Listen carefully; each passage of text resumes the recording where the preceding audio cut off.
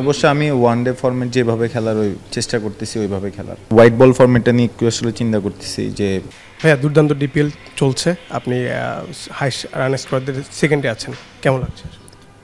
ভালো লাগছে, টুর্নামেন্টটা ভালো যাচ্ছে, সো এটা কন্টিনিউ করার চেষ্টা করবো ইনশাল্লাহ। এখনও ম্যাচ বাকি আছে। আপনি যখন টি-20-তে খেলেছেন, যে কয়টি ম্যাচ খেলেছেন সেখানে আপনি একটু হার্ড হিটিং খেলতেছিলেন, কিন্তু সেখানে রানটা আসলে পাচ্ছিলেন না। আপনার কি মনে হয় যে পিচে আরও কতক্ষণ থাকাটা আপনার জন্য? সব ফরম্যাটে ফার্স্টে একটু টাইম নিতে হয়, সো আমি নেক্সট ইনশাল্লাহ অপরচুনিটি পাইলে সো আমার একটা প্রসেসে সো অনুযায়ী খেলবো। আপনারা যে আন্ডার-19-এ যারা খেলেছেন, নর্মালি যারা খেলেছেন সবাই বাংলাদেশ জাতীয় দলের রাডারে আছে। সব মিলিয়ে কেমন লাগে যে আপনাদের ওই টিমটা আসলে বাংলাদেশকে প্রতিনিধিত্ব করছে? ওই টিমই না, আর সিনিয়ররা আছে, সো সবাই মিলে চেষ্টা করতেছি ভালো করার আসলে। সো ইনশাল্লাহ সামনে ভালো কিছু হবে।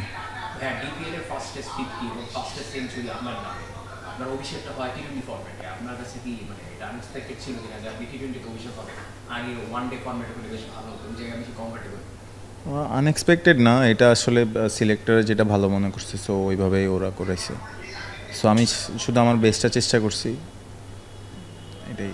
সামনে শ্রীলঙ্কা পাকিস্তান সিরিজও আছে, সেখানে হোয়াইট বল ফরম্যাটে যদি স্কোয়াড আপনি না থাকে অবাক হবেন না, কারণ আমাদের দেশে প্লেয়ার চুজিংয়ের যে ক্রাইটেরিয়া সেটা নিশ্চয়ই আমাদের ঘরোয়া ক্রিকেট। এখন একজন প্লেয়ার যদি কনসিস্টেন্সি রেখে পারফর্ম করতে থাকেন ঘরোয়া ক্রিকেটে, সেই প্লেয়ার যদি আসলে চান্স না পায় সেটা অবশ্যই সবার জন্য হতাশাজনক। সেম গোজ ফর ইউ, আপনি হতাশাজনক হবেন। এটা আসলে তখন দেখা যাবে। এখন আসলে আমি ফিউচারে কী হবে এগুলো নিয়ে আসলে চিন্তা করতে চাই না।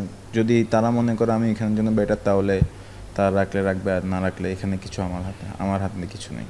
এখন আপনি বেশ টাচে আছেন, আমরা দেখেছি যে বিপিএলও বেশ ভালো টাচে ছিলেন, এখন ডিপিএল চলতি সিজন আপনি মাশাআল্লাহ ভালো ফর্ম চলতেছে। নতুন কিছু কি অ্যাড করেছেন এবং নাকি কনফিডেন্সের জায়গা থেকে? কনফিডেন্সটা ভালো আছে, আর যেহেতু একটা ব্যাটসম্যান যখন রান করে তার কনফিডেন্সটা অলওয়েজ ভালো থাকে, সো আমি এইভাবেই খেলার চেষ্টা করতেছি। বিপিএল থেকে যেহেতু ফর্মের কথা বলছিলাম, আপনার যে পারফরমেন্সের এখন রেশিওটা সেটা অনেকটা ভালো, শুধুমাত্র কি কনফিডেন্সের কারণে রান করে এসেছেন নাকি অন্য কোনো মাইন্ডসেট তৈরি করেছেন যে না আমাকে? না, অবশ্যই আমি ওয়ান ডে ফরম্যাট যেভাবে খেলার ওই চেষ্টা করতেছি ওইভাবে খেলার, সো ভালো হচ্ছে সব মিলে। আমাদের দেশের যেই ঘরোয়া ক্রিকেট, সেখানে ঘরোয়া ক্রিকেটের বোলিং, আপনি কয়েকদিন একটা কথা বলেছিলেন দুদিন আগে, সেটা আসলে খুব প্রশংসিত হয়েছে আমাদের যারা ক্রিকেট ভক্তরা, যে ইন্টারন্যাশনাল ক্রিকেটটা একটু ডিফিকাল্ট, যেটা খুবই ভেরি অনেস্ট। তার মানে আমাদের দেশে যারা আসলে ঘরোয়া ক্রিকেটে বোলিং করে থাকেন বোলাররা, তারা কি বিলো অ্যাভারেজ কিনা? মানে আপনার নিজের জাজমেন্টটা কিরকম?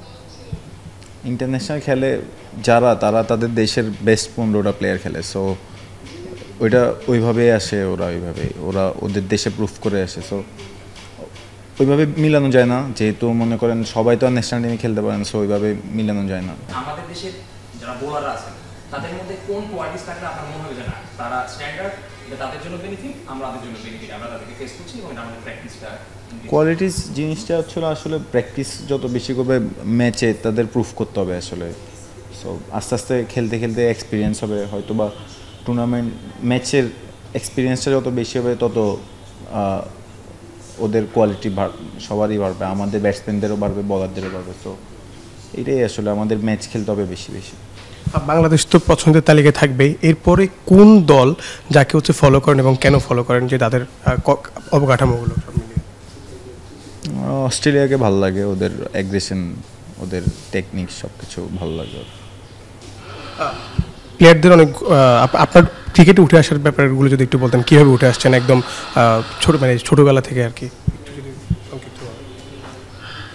ছোটোবেলা থেকে প্র্যাকটিস করছি ছোটো থেকে, তারপর বিকেএসপিতে গেলাম, তারপর এজ লেভেল সবগুলো খেললাম, এরপর আন্ডার-19 খেললাম, এরপর থেকে আসলে কন্টিনিউ আর কি। যেখানে আপনি টি-20 খেলেছেন, ওই সময়ের ইমনের সাথে এখনকার ইমনের কি ডিফারেন্স?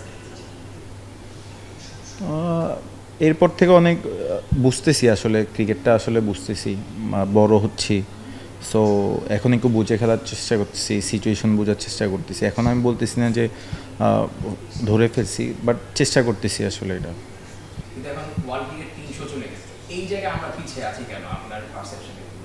না, আমাদের ডিপিএলও তো অনেক রান হচ্ছে, লাইক 300 হচ্ছে, 280-90 হচ্ছে, সো পিছাই নাই আমরা, উইকেটটা আসলে ছিল সবচেয়ে ইম্পর্টেন্ট। উইকেট যেদিন ভালো থাকে আমরা যে রকমের উইকেট থাকে ওইভাবেই খেলার সবাই চেষ্টা করে। সো ম্যাক্সিমাম ডেতে সাকসেস আসতেছে, কিছু কিছুতে হয়তো বা ওইভাবে আসতেছে না। জাতীয় দলে সবারই একটা লক্ষ্য থাকে যে কীভাবে খেলাটা শেষ করবে, শেষ ইয়েতে গিয়ে। তো আপনার কি কোনো লক্ষ্য আছে যে আমি এত এত রান করব বা আমি টপে থেকে এভাবে আমার জাতীয় দলের ক্যারিয়ারটা শেষ করবো? থাকে না, সবার একটা লক্ষ্য থাকে। এমন আসলে এখন চিন্তা করি না, আগে হচ্ছিল। এখন সব ফরম্যাটে এখন হোয়াইট বল ফরম্যাটটা নিয়ে একটু আসলে চিন্তা করতেছি যে সুযোগ আসলে ওইখানে কনসিস্টেন্ট পারফরমেন্স করার। আন্ডার-19 খেলেছেন, দুর্দান্ত খেলেছেন। আন্ডার-19 সেই সময়কার ইমন আর এই যেভাবে মাঠে নামতেন, যে মাইন্ড সেট আপে মাঠে নামতেন, এখন কিভাবে মাঠে নামেন বা এখন কি সেট আপটা থাকে মাথার মধ্যে? না, তখনের সাথে এখন নিয়ে লাভ নাই। তখন ওইটা আন্ডার-19 একটা বয়স ভিত্তিক, এখন বড়দের সাথে খেলতেছি। সো এখানে সব কিছুই ডিফারেন্ট লাগে। সো ওইভাবেই চেষ্টা করি আসলে গেমটা কীভাবে বুঝার, ওইভাবেই চেষ্টা করি। সামনে কি আমরা ফ্র্যাঞ্চাইজি লিগগুলো যেগুলো বাইরের দেশে হয় সেগুলো থেকে আমরা দেখতে পাবো কিনা, বা আপনার সাথে কোনো যোগাযোগ? এগুলা ভাই আমি আসলে বলতে পারিনি, এগুলো আল্লাহ যখন রিজিকে রাখবে তখন হবে।